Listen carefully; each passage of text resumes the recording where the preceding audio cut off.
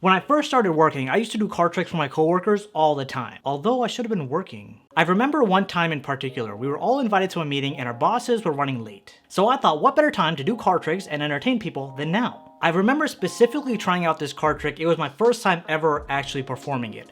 I had a spectator pick out a card, shuffle it back into the deck the entire time my back was turned, and I had him deal off the cards one by one face up on the table. But the pattern or build up for this card trick required me to ask the spectator what was the first card that they flipped over. And again, keep in mind, I had my back turned, eyes closed, I had no idea what was going on. The room went absolutely wild, and he's like, this is my card, and I was left speechless. So what's the point of the story? The chance of a spectator picking a particular card, shuffling up into the deck, just to have it land back on top of the deck and have him flip it over to reveal that's his own card, the chances of that happening are 1 in 52. This shows that if a trick is extremely unlikely and the probability of it succeeding is very low, and if you still are able to pull through, your reactions will be insane. Not all tricks work 100% of the time, but I will say chances are the more risks you take, the more close to impossible your card trick is, the higher the chances that your audience's reactions will just be wild. This one's gonna be awesome. What up, crew? It is Magic Monday, and this is your place to learn magic, master performance, and captivate audiences. If you're joining me for the first time, hey there, my name is Vineet, and I go by CardMechanic here on YouTube and other platforms as well. The trick that I'll be sharing with you today is something that I've performed 4 times exactly. The first time it didn't work, but the next 3 times it worked to the T. It really depended on the spectator's interpretation of what's being asked and how well they were paying attention so that they could actually follow your instructions. So if you know you have good spectators, this is a trick you should be doing. Now, when I perform this trick for you, keep in mind, of course, I don't have an actual spectator here. I want you to imagine being the spectator or imagine being the person standing next to the spectator and see if you can figure this trick out. I'm excited. Let's do it. Alright guys, so check this out, and for those of you who are curious, today we're using the X deck by Alex Pandrea. Look at that shine, it looks very nice. We're going to start off by taking the cards right out of the tuck case and giving the deck a quick little shuffle. You know what? Instead of me giving it a shuffle, let the spectator go ahead, take the deck, and shuffle it up as much as they would like, just something like this, something a little bit like that, and once they're satisfied, maybe a couple of cuts, and there we have it. Now the spectator has shuffled up the deck. What I'm going to do as a performer is turn around, close my eyes. This way I can only give the spectator instructions on what to do next. So I'm going to tell the spectator to take this deck and put it towards them face up so they can see all the faces of the cards. And they can go ahead, go through all the faces and select any one card that they want, right? So completely free choice. Let's just say they select this card right over here, all right? So we'll take this card and I'll leave it face down. Now, what I want the spectator to do is take this deck, put it into their hand face down. Then I want them to cut the deck in half like this, take the selected card, put it back into the deck, and close the rest of the playing cards on top. Then they can give the deck a bit of a shuffle like this, bit of an overhand shuffle like that. And once they're satisfied shuffling up the deck, maybe a few more cuts, I'm gonna turn back around. At this point, the spectator has just followed my instructions, shuffled up the deck. There is no possible way I know what card the spectator selected. Everything was done behind my back. This is where it gets even cooler. I'm going to ask the spectator to start dealing cards out now, one at a time, okay? So I'm going to deal out the entire deck one at a time. And as they're dealing this deck out, I'm just going to try to get a sense of what card they selected. All right, so we're going to keep going, keep going.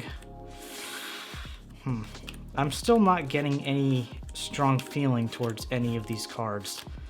Maybe this? No. Okay, we're just gonna keep going until I feel like there's something there. And from all these cards, wait, hold on. One more? All right, here it is. I think I got it. I think I developed that feeling. I think that this card could lead us to your selected card, right? Because obviously that's not your card, but I have a feeling. Okay, let's try this. I'm gonna just shoot out a random number. Let's say 9. I want you to deal off 9 cards from the top of this deck. All right, so 1, 2, 3, 4, 5, 6, 7, 8, and look at the 9th card. And I think that is your selected card. Hopefully, if we take a look, there's your selected card, the 8 of spades. And that's what I call pure luck. What up, my guy, and welcome to the tutorial. If you haven't had a chance to like and subscribe yet, make sure you do that now, or I just won't reveal the trick. No, I'm just kidding. I have no way of knowing if you did or not.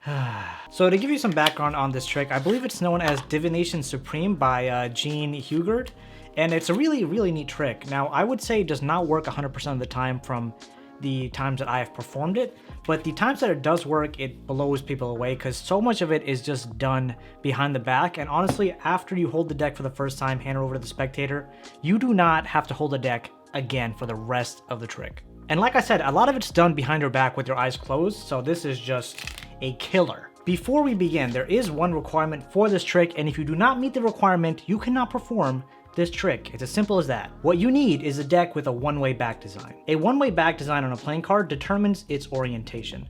So in this case, let's take a look at the center X. You can see how it's different when we face it this way versus if we turn the card around and we can look at the center X now, it looks different as well. You can kind of see that this line is a little bit shorter when we do it this way versus this way. So there is some level of differentiation between which way the card is oriented.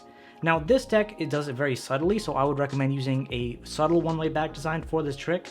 But if you have cards that are a one-way back design that are, I guess, a bit more out there and a bit more forward, those would work as well. But again, I recommend using something subtle like these playing cards. So in the setup for this trick, you want to make sure all the cards are oriented in the same way. Of course, you can't have some cards facing this way, some cards facing this way. That would pretty much ruin everything. So you want to make sure you're using a one-way back design deck with all the cards oriented the exact same way. Once that's done, we can begin with the trick. Here's how I like to start off. I hand the deck over to the spectator, they pick it up, and I instruct the spectator to give the deck a shuffle. And see, as I'm doing this, I'm almost indicating to the spectator I want them to give the deck an overhand shuffle. So something like this. And I would say 90 to 95% of the time, they follow exactly what you say. So you just say, give the deck a quick little shuffle, and then give the deck a cut. So they give the deck a shuffle. Again, this gives them free choice, and give the deck a cut. This engraves the idea in their mind that there's no setup with this deck of playing cards. What you want to ensure is that when they start, if they do like a riffle shuffle, the cards don't like face opposite directions. So as you can see in my performance, when I did the riffle shuffle, I pulled it out this way, then I riffled these together, and then I pushed them into the riffle, whatever. So you want to make sure that the orientation does not get mixed up, otherwise they can shuffle it in any way that they like. Once the spectator is satisfied with the shuffle, you can close your eyes, blindfold yourself, turn around, do whatever you want to do, and instruct the spectator from here. You're going to tell the spectator to take the playing cards and face it towards themselves, all right? So the cards are now taken, they face it towards themselves and pick out any card that they want. And this is very important. I actually worked out a lot of the logistics of this trick before performing it. So most of the time, that's why I said most of the time, it works. So first thing the spectator is going to do is pick out whatever card they like. Let's just say 6 of spades, right? So take out 6 of spades. Now you tell the spectator to take this card, put it face down on the table.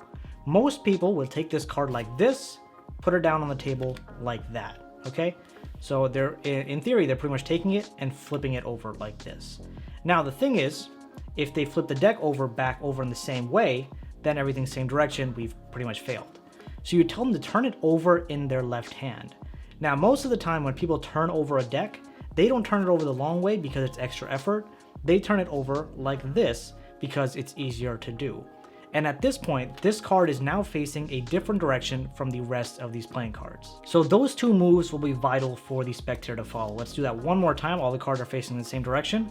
The spectator takes the deck out of the deck like this, puts it face down on the table. This card is now reversed. This pile should be face down in the left hand. You want to make sure they grab from the long side and turn it over this way. Now the card can be taken. You tell the spectator to cut the cards in their hand. All right, take the card they selected, put it on top, and close the card in the deck. So we know that the card is now somewhere in the deck. What card was it, by the way? I have no idea what card we selected. It was a 7 of diamonds, guys. 7 of diamonds. So that card's lost somewhere in the deck, right? And now you can tell the spectator to give the deck another shuffle.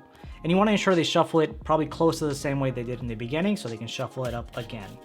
So by this point, when you turn around, right, everything is so free. Like it could not be more free. Like there could not be any more choice, right? They selected the card They shuffled up the deck, they selected the card, they cut the deck anywhere they wanted, they put the card back in the deck, they shuffled it back up all behind your back without you having any way of seeing how it was done. It's unbelievable. But the thing you have to keep in mind is there is a risk factor involved because a spectator may not interpret your directions the same way. For example, they may flip it over this deck over this way, they may take the card out like this, and then I don't know, flip it over this way.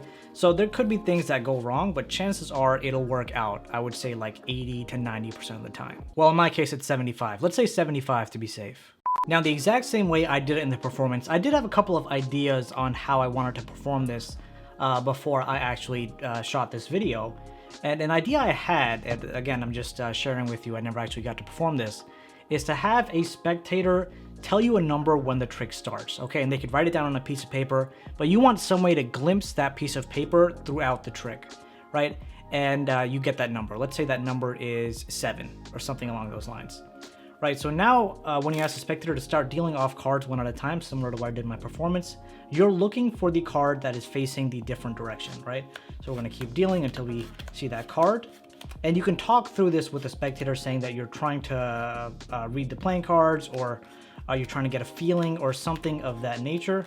We're still looking, and this is the card that's facing the opposite direction, right? The 7 of diamonds. They put that card down. I'll move the cards here. They put that card down, and let's say the number they selected was 10, okay? I don't know if I said a different number already. Let's just say the number they wrote down at the beginning of the trick was 10. So now you count 1, 2, 3, 4, 5, 6, 7, 8, 9, 10. And you're having the spectator deal these cards out, by the way. I don't know if I specified that. But the spectator is slowly dealing the cards out one at a time because, like I said, you are no longer touching the deck, which makes this trick just that much more unreal. So you've counted off 10 cards from the selected card while the spectator was dealing. You ask the spectator to stop and put the rest of the cards underneath the deck. And you're gonna say, you have a feeling that this could be their selected card.